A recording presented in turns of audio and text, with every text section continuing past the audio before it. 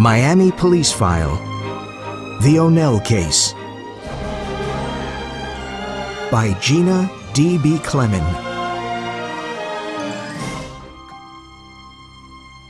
Chapter 1, Montego High School.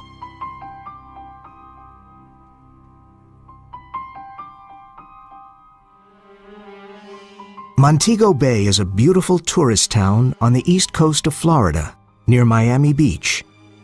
The town was founded in the 17th century by the pirates of the Caribbean Sea, who were called buccaneers. Montego Bay became their home port, and there are still legends about hidden treasure there.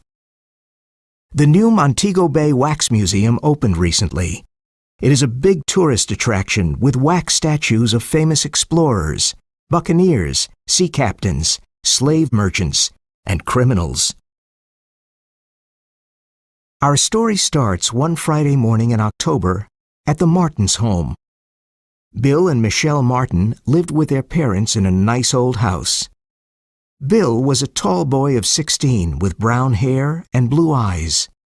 This was his third year at Montego High School. Science was his favorite subject, and he wanted to become a biologist. Basketball was his sport, and he was one of the best players on the school team. His sister Michelle was a pretty girl of 15 with short red hair and blue eyes. She loved all kinds of modern music and had a big collection of CDs. This was her second year at Montego High, and she was a member of the Journalism Club, which published the monthly school paper. "Hurry up, Michelle, it's late!" shouted Bill from the living room. "I'm coming!" shouted Michelle from the top of the stairs. She ran down and took her backpack. "Bye, Mom. See you this afternoon." "Bye, Mom," said Bill. "There's basketball practice today. See you at dinner." "Enjoy your visit to the new museum," said their mother. Their father worked at the airport, and he was already at work. Bill and Michelle met their good friend Nick Chan in front of the park. He was a tall Chinese American of 16. He was a member of the basketball team, too. "Hi, guys," said Nick, smiling. "Let's hope this visit to the new wax museum won't be boring." "I know," said Bill. "And we have to write a report about it for Mrs. Jenkins." The students of the second and third year were visiting the new museum that morning.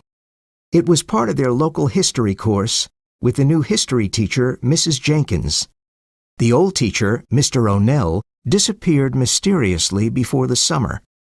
He was one of the favorite teachers at Montego High because he was friendly and his classes were interesting. One day in June, Mr. ONell went out on his boat, the North Star. He sailed east to the Bahamas and into the Bermuda Triangle. No one knew why he was going there.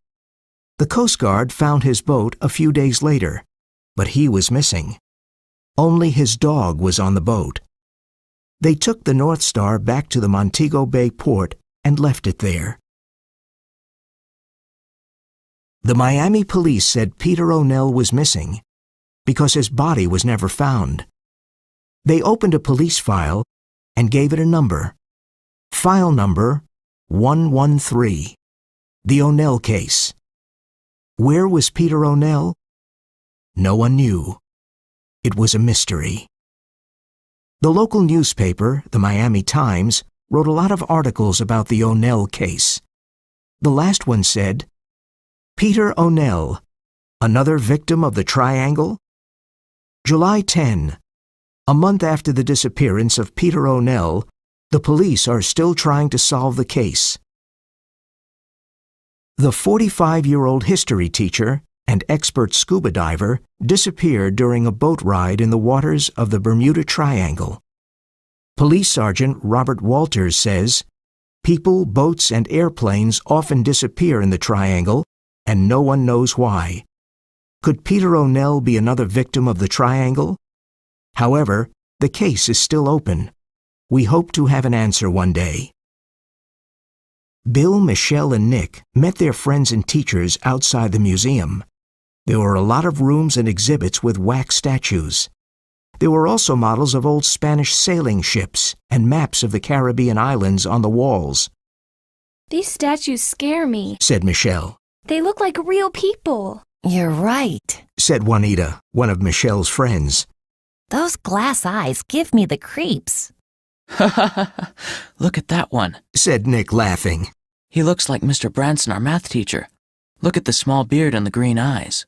Ugh, Mr. Branson and his math tests. Said Bill. Hey, look at this slave merchant with the red bandana and the black patch over his eye. Said Michelle. He's got a strange tattoo on his arm. I didn't know there were tattoos in those days. When they left the museum, they saw a beagle outside the entrance. He wanted to get into the museum, I guess he can't read the sign. said Bill, pointing to the "Dogs Not Allowed" sign. His friends laughed as they walked to school. After a long hour of history, it was time for lunch. The school cafeteria was always a noisy, fun place for the students. It was the best time of the day to meet with friends and chat. Michelle always had lunch with her best friends, Juanita and Susan. They usually talked about clothes and boys, Michelle, look, there's Matt. whispered Susan, And he's wearing a cool blue sweater. whispered Juanita. Matt Anderson was the handsome captain of the football team. He was 17, and Michelle liked him. She looked at him, but he didn't see her, so she started eating her lunch. Let's talk about something else, Curls. She said, eating her sandwich.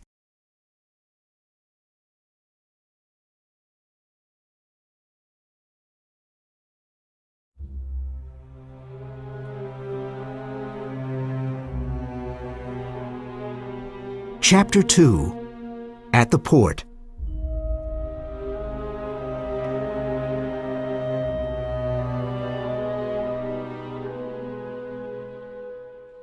Saturday was a busy day for Bill and Michelle. They both had part-time jobs to earn some pocket money. Bill worked at the local supermarket, and Michelle took the neighbors' dogs for walks. Saturday night was special because Mrs. Martin always cooked something unusual. After dinner, Michelle went to Juanita's house, and Bill phoned Nick. What are you doing tonight? Asked Bill. As soon as I finish working, I'm going to the movies. Said Nick. Good idea. What's on? Said Bill. There's a science fiction movie at the Madison Theater that everybody's talking about. Fifth Dimension. We can meet at my parents' restaurant at 8:30. Okay, see you then, Nick.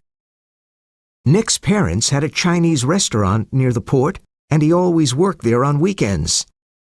As Bill waited for Nick at the back door of the restaurant, he saw the same beagle from the wax museum. The poor dog was sad and thin. He was probably waiting for some food. Nick came out from the back door and said, What an evening. There was a birthday dinner and we were so busy. What's that dog doing here? asked Bill. Oh, him. Said Nick. He's a stray and wants something to eat. My mother always gives him some food. I think he lost his master. On Sunday morning, the port was very busy. People were going out in their boats, and the fishermen were repairing their fishing nets. The Martins had a small cabin cruiser at the port. They decided to clean it because Bill and Michelle wanted to have a Halloween party there. Mom and I are going down to the port to clean the boat, said Mr. Martin. You can come later. We could use 4 extra hands, Okay, Dad, we'll be there soon. said Bill. I'm going to wear my new jeans and pink t-shirt. Said Michelle, who loved wearing new clothes. You don't need new clothes to clean a boat, silly. Said Bill. Boys will never understand. Said Michelle with a smile. It was almost 10 o'clock when Bill and Michelle got to the port. There were always a lot of fishing boats, cabin cruisers, and yachts at the port. It was a warm, sunny day, and everything looked beautiful. An old fisherman, Francisco Garcia, was sitting on a pier near his boat, repairing a fishing net. Hi, Francisco. Said Michelle. Hello. Said the old man with lively dark eyes. Nice to see you. Are you going out fishing today? Asked Bill. No, I'm going early tomorrow morning. He said, looking at his fishing boat. There he is again. Poor thing. Who? asked Bill and Michelle. Peter ONell's dog, Rover. He sits in front of his master's boat every day and whimpers. Can't you see him? Bill and Michelle turned around. It was the same dog Bill saw at the museum and at the restaurant. Do you mean the beagle? Over there, near the boat? asked Michelle, pointing to the North Star. Yeah. Said Francisco. He's sad because he lost his master. It breaks my heart. I wanted to take him home with me, but he only wants his master. The poor dog, said Bill. Did the police ever find Mr. ONell's body? The Bermuda Triangle took him, said Francisco. The police will never find his body in the triangle. He was unlucky, very unlucky. But I told him. What did you tell him? asked Bill. Well, when Mr. ONell bought the boat, he changed its name to North Star. I told him it was bad luck to change the name of a boat. Sailors and fishermen know that, but he didn't believe me. He thought it was an old superstition. I didn't know that, said Michelle. But why did he go out to sea that day in June? He brought his scuba diving equipment on board. I think he was looking for something in the sea, something important. He went out in his boat every weekend. Did anyone go with him? asked Bill. Only his dog, he said, and his busy hands started repairing the net again. It was nice talking to you, Francisco. Goodbye, said Bill, walking away with Michelle. The ONell case is a big mystery. No one knows what happened to him, and no one knows what he was looking for. We just know that he was a terrific teacher and everyone liked him. Well, Francisco thought he was looking for something important, replied Michelle. Yeah, but I wonder what, said Bill.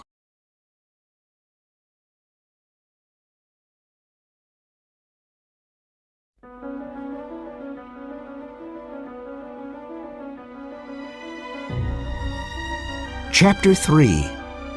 A Halloween Party.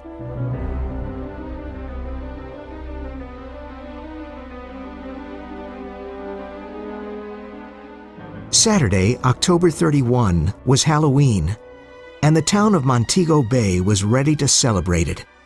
There were jack-o'-lanterns and black and orange decorations everywhere. There were some incredible costumes in town, and people were busy planning scary Halloween parties. Bill and Michelle planned their costumes and masks weeks before Halloween. Bill was a vampire, and Michelle was a rock star. She was excited because she could wear more makeup on Halloween. They went to the port and had their Halloween party on the boat with their friends. Mrs. Martin made pumpkin pies and Halloween cookies, and there were good CDs to dance to. Before midnight, Nick took some pictures with his new digital camera. The party was a lot of fun, and everyone loved it. No one got to bed before 3 a.m. Bill and Michelle slept until noon the next day. "How was the Halloween party?" asked Mr. Martin. Oh, we had a great time, Dad, said Bill. Thanks for letting us use the boat. We even cleaned up, said Michelle proudly. I'm glad you had fun, said Mrs. Martin. That afternoon, they went to Nick's house to see the pictures he took the night before. Come upstairs and see the pictures of the party, said Nick excitedly as he opened the door. Why are you excited? Asked Michelle. Is something wrong with them? You both look super, he said. but that's not the problem. It's something else. They sat down in front of Nick's computer and started looking at the pictures. Look at this one, said Nick. Can you see the big white spot? It's on the boat in the background. They looked at the pictures of the party and saw a white spot on a boat in the background. Let's look closer at the picture, said Michelle. I want to see the name of the boat. It's the North Star, cried Bill. It was Mr. ONell's boat. But what's that white spot? Asked Nick. They looked at the computer for a while, and then Michelle cried out, I know! It's somebody's ghost in the picture. I read about it in a book, and last night was Halloween. Strange things can happen on Halloween night. A ghost? whispered Bill and Nick. What are you saying? That white spot is the picture of a ghost. Exclaimed Michelle. And it's on Mr. ONell's boat, the North Star. Oh, come on, Michelle, said Bill, whose face was white. Do you mean that it's Mr. ONell's ghost? Nick felt cold. Can you see the ghost in other pictures? Asked Michelle. Well, look at these, said Nick. They looked at 3 other pictures and had the same white spot on the same boat. Wait a minute, said Bill nervously. Do we believe in ghosts? The 3 friends looked at each other and didn't know what to say. Do you have another explanation? Said Michelle, who believed in ghosts. Gee, said Bill. Then Mr. ONell is dead and not missing. There was a moment of silence, and then he told Nick about his conversation with Francisco Garcia. What happened to him on that day in June? Asked Nick. Did he have an accident, or was it bad luck? Francisco says it's bad luck to change the name of a boat. Do you believe in superstition and bad luck? Asked Bill. I think good and evil forces exist, said Nick seriously. Ghosts only appear when the person was murdered or died in a terrible way, said Michelle. Perhaps he was looking for something important, and someone killed him to get the information, said Bill. But where's his body? Asked Nick. We should tell the police about this, said Bill. The police don't believe in ghosts, said Michelle. Why don't we try to solve this mystery? Why not? Said Bill. I like solving mysteries. And I like investigating, said Nick. But we need more information about Mr. ONell. What was he looking for, and why was it important? Let's plan this carefully.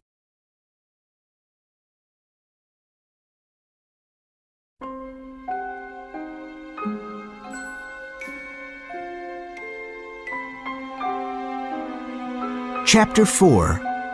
The Wardrobe.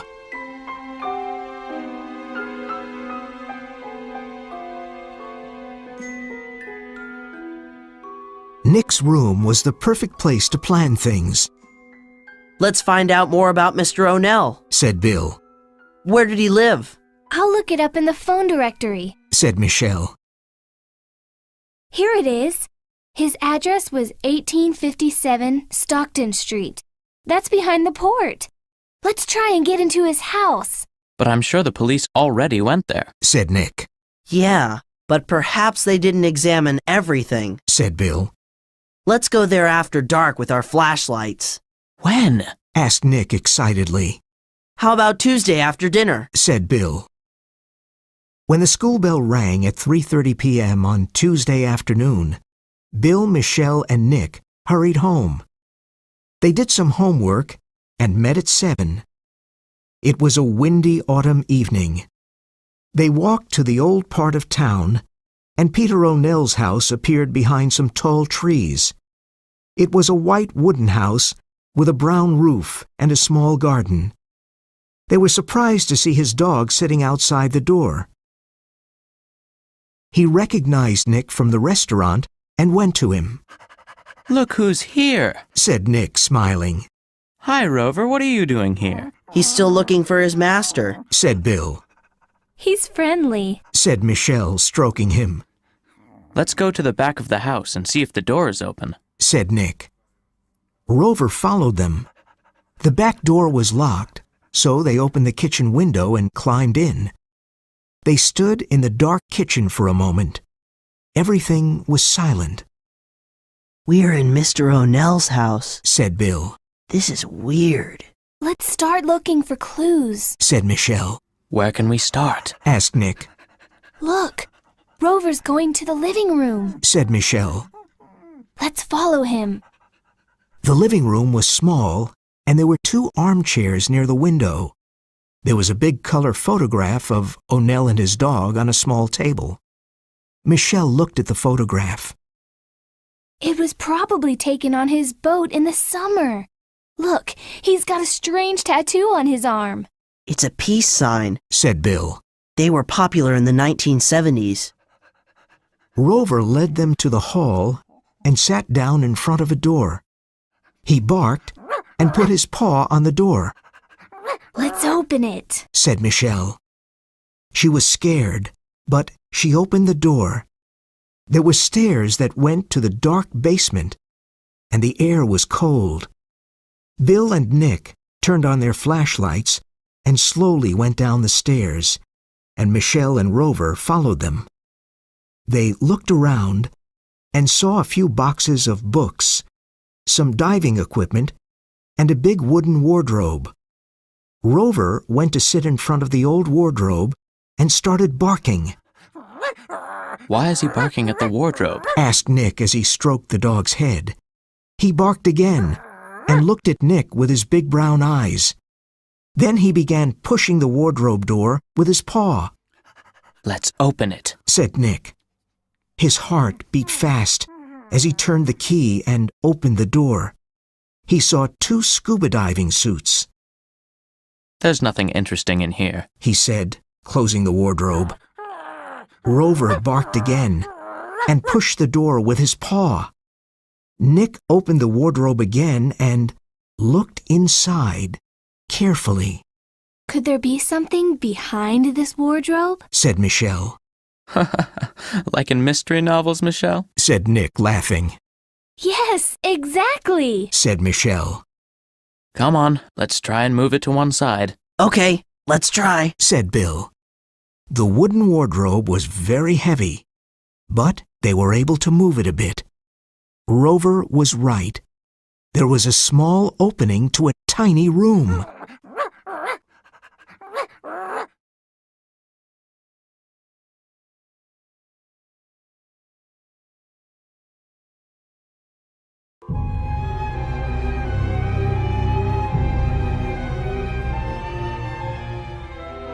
Chapter 5.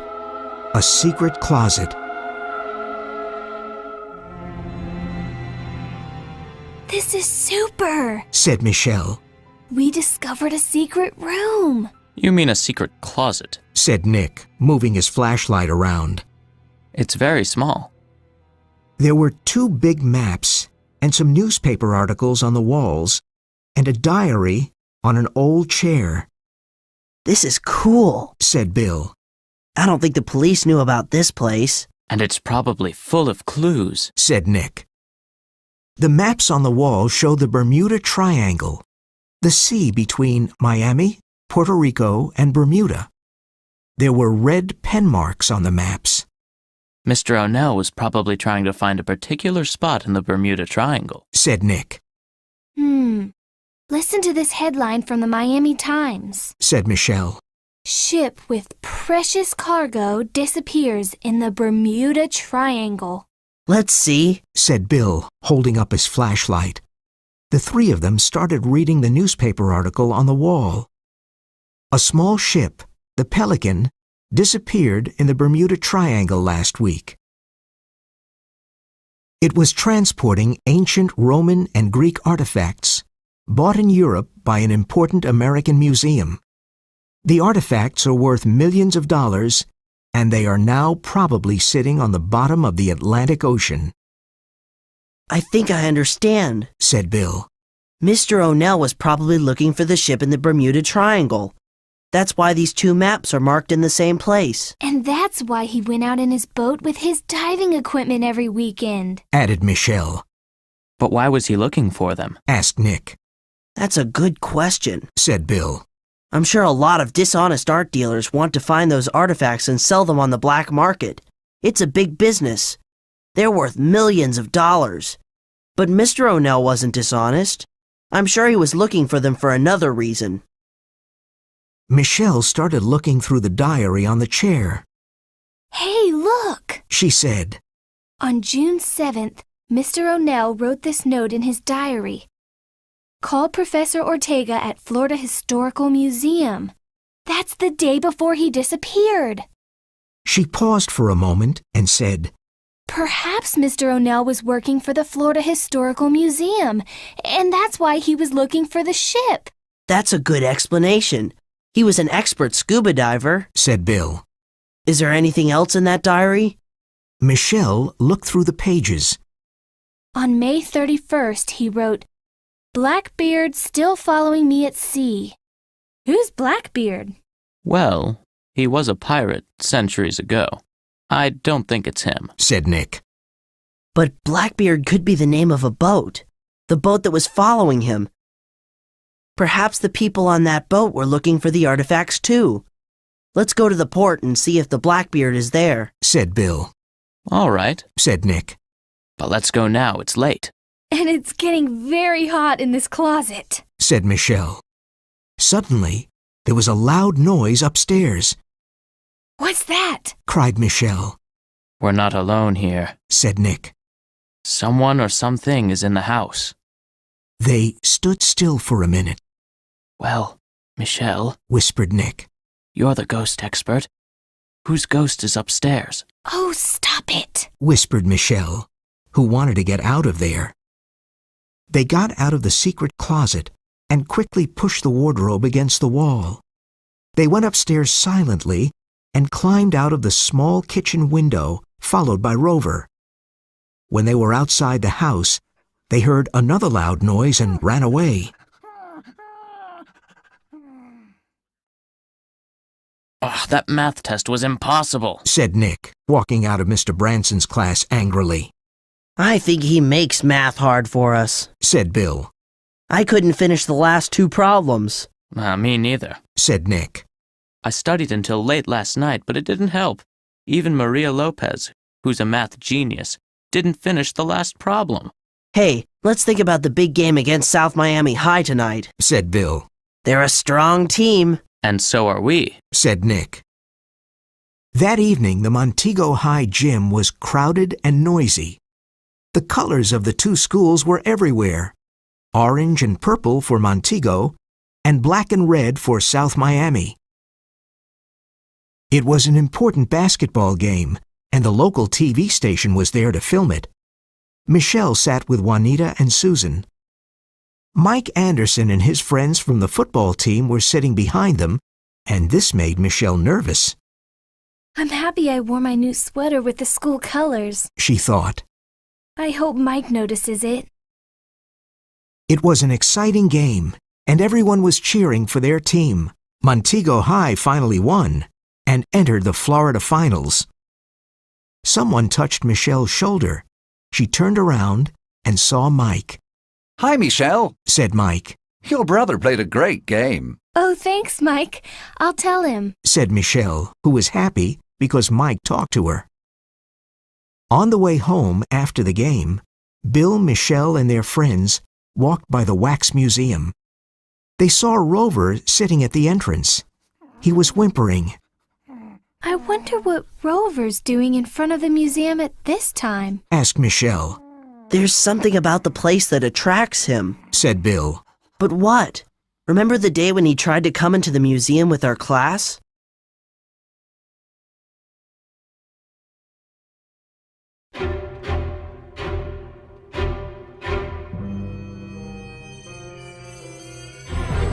Chapter 6. The Blackbeard.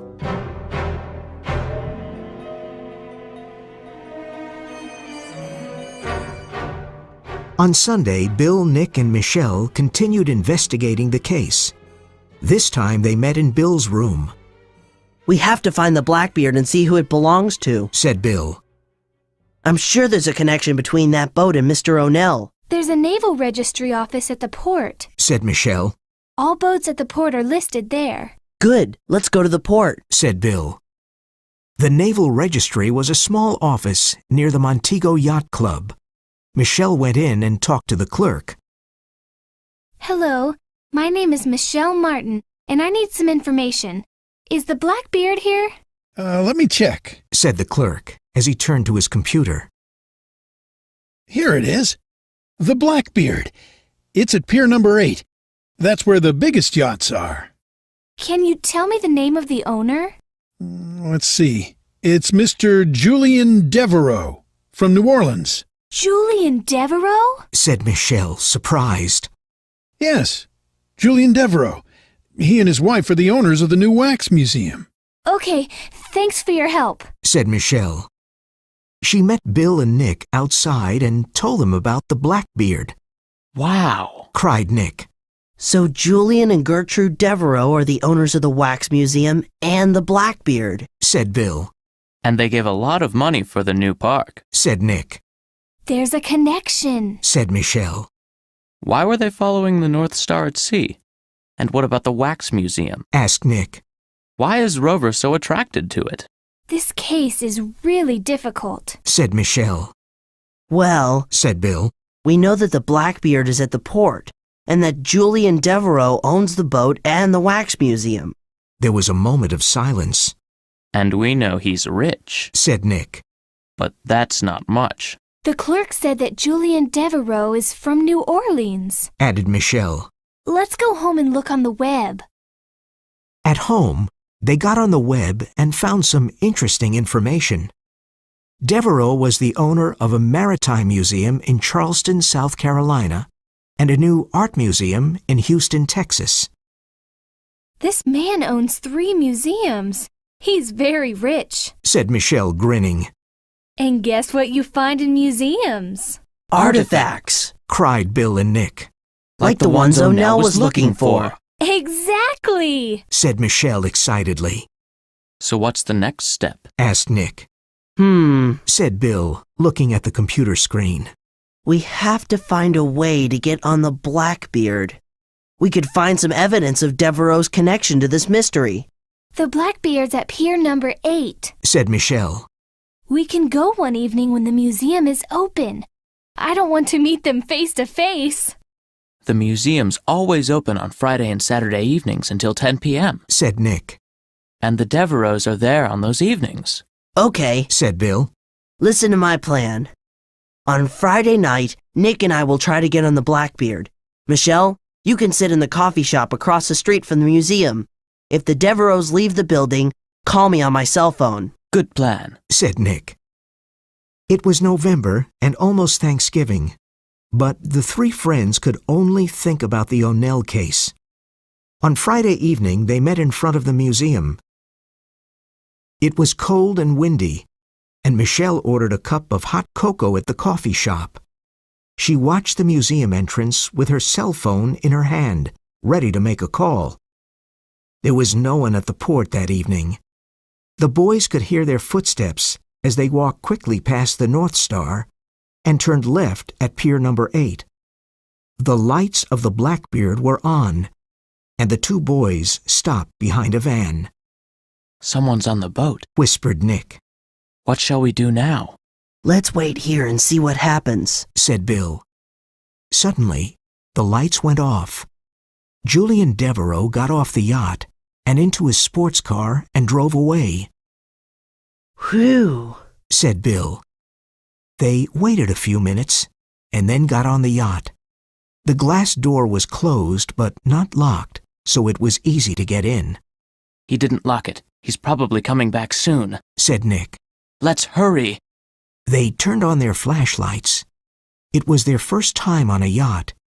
Everything was beautiful and expensive. They started looking everywhere. Drawers, cupboards, bookshelves, but they couldn't find anything.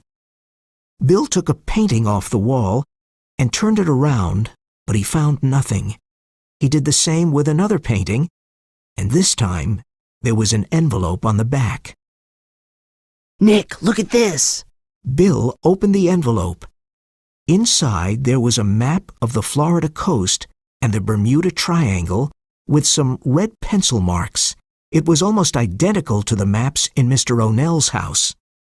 The Devereaux have Mr. ONell's map, and they hid it behind a painting. Said Nick, staring at the map. This is evidence that the Devereaux are connected to Mr. ONell in some way. Said Bill. We have to show this map to the police. Will they listen to us? Asked Nick. Let's go and find out. Said Bill. Bill put the empty envelope behind the painting. Then he folded the map and put it in his shirt pocket. They got back onto the pier and quickly left the port. They picked up Michelle, who was still at the coffee shop. Hi, guys. She said, You found something, didn't you? Let's go to Sandy's ice cream parlor and talk there. Said Bill.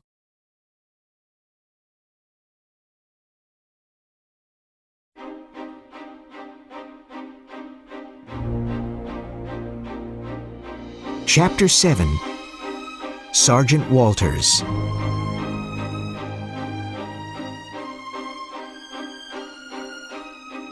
Before going to their part-time jobs on Saturday morning, Bill and Michelle told their parents what was happening. Mr. and Mrs. Martin were very surprised. Why didn't you tell us about this before? Said Mrs. Martin, who was worried.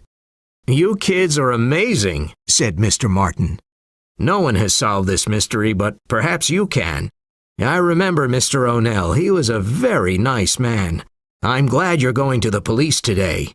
It's the right thing to do. That afternoon, the three friends went to the police station and spoke to a police officer. Good morning. I'm Sergeant Walters, said a tall man with friendly eyes. What can I do for you? We want to report something, said Bill. Come into my office and sit down, said Sergeant Walters. Bill was a bit nervous at first, but Sergeant Walters was friendly. He, Nick, and Michelle explained everything. They talked with him for about half an hour, and he seemed interested. Sergeant Barnes, please bring me the ONell case file number 113, said Sergeant Walters.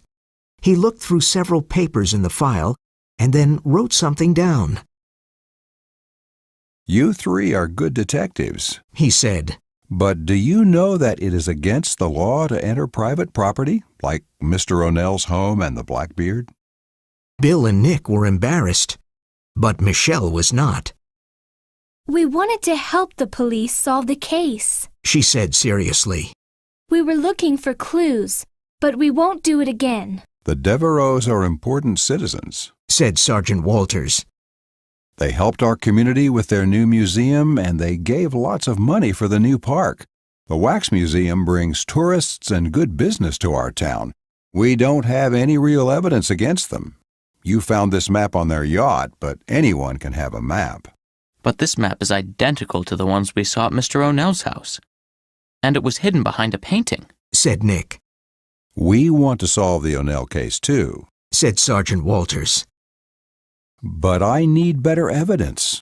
For example, where is Mr. ONell's body? Perhaps he wanted to disappear and start a new life in another place. A lot of people disappear, you know. Or perhaps he had an accident at sea. We can't accuse anyone at the moment. We need to find his body first. Mr. ONell loved his dog, said Michelle. He could never go away and leave him. Dogs are very good at finding their masters. It's their sense of smell, said Sergeant Walters, with a strange light in his eyes. My men and I'll examine the secret room in Mr. ONell's house and take a look at those maps and his diary. But I still think he had an accident. Do you know how many people and boats disappear at sea?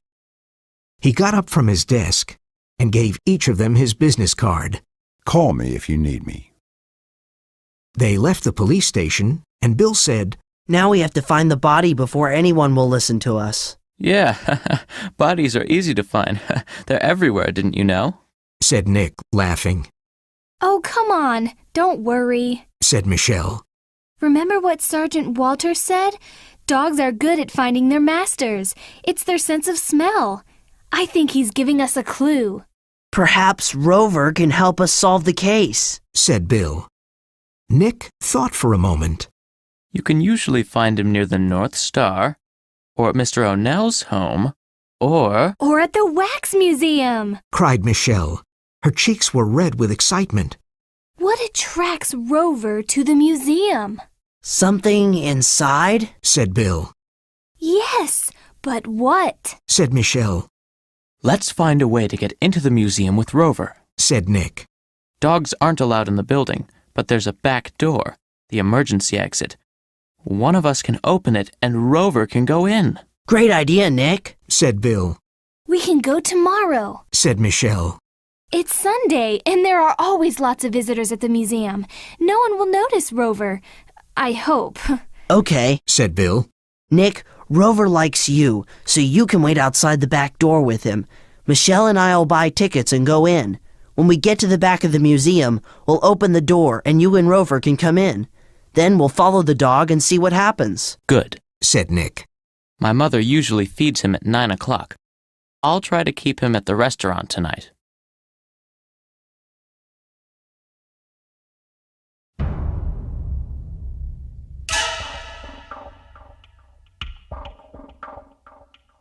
Chapter 8. At the Museum.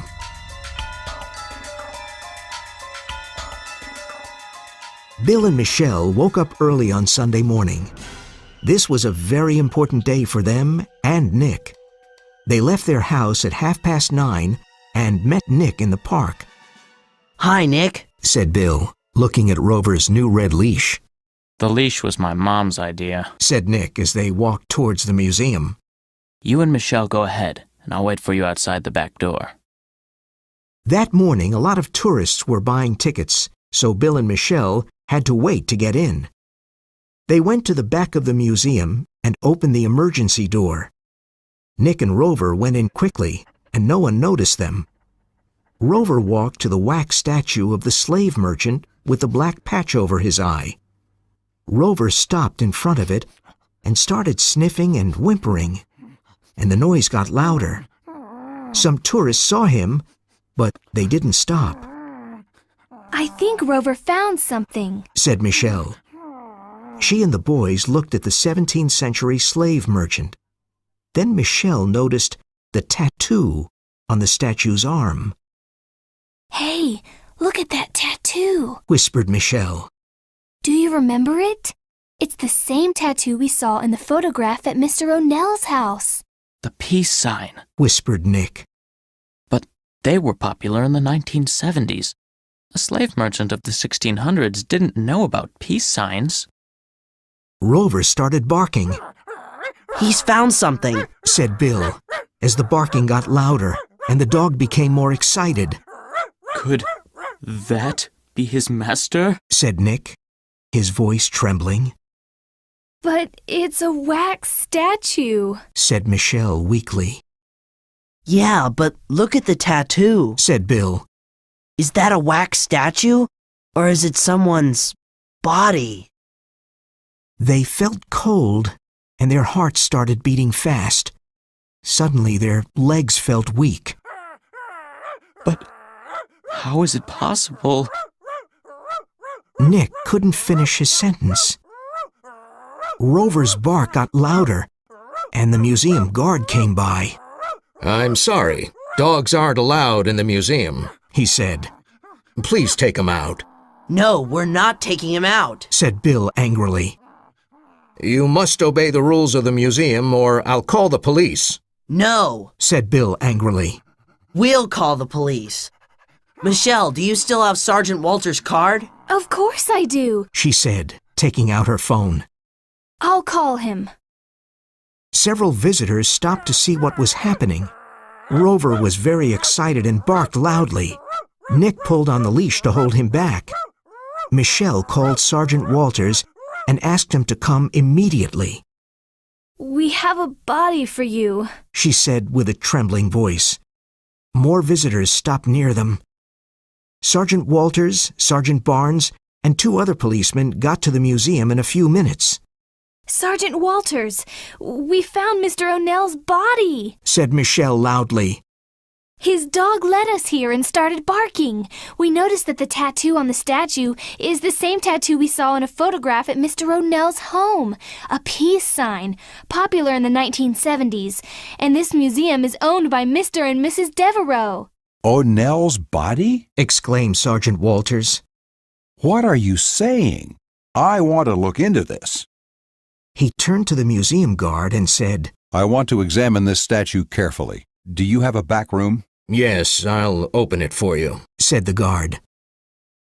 Sergeant Walters asked his men to take the statue to the back room. I want to speak to the owners of the museum immediately, he said.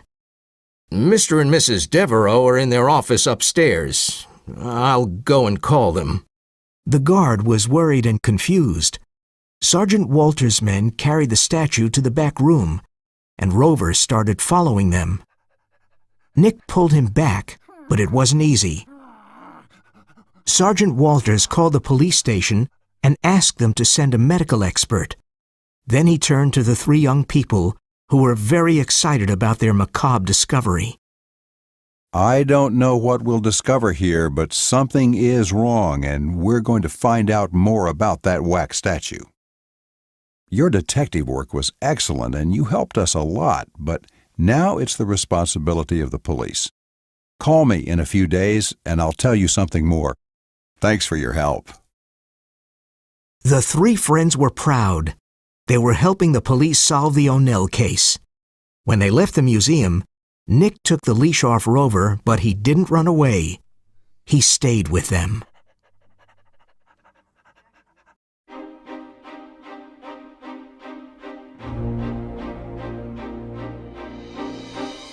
Chapter 9. The case is solved.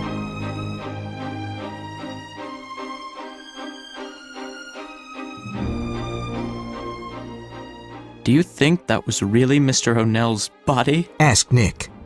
If it was, this is like a horror movie, said Bill. What if the other statues were bodies? Michelle said weakly. Oh, please, Michelle, said Nick. Devereaux reminds me of Dr. Frankenstein. When will we find out something? Asked Bill. I'm going to call Sergeant Walters in a few days, said Michelle. Bill, Michelle, and Nick did not have to wait long. On Wednesday, the ONell case was on the front page of the Miami Times. ONell case finally solved. The ONell case was finally solved by the Miami police this week with the help of three teenagers, Bill Martin, 16, his sister Michelle, 15, and Nick Chan, 16. These young people showed great determination and courage. The police discovered the waxed, embalmed body of Peter ONell, a 45-year-old high school teacher and expert scuba diver, in the Montego Bay Wax Museum.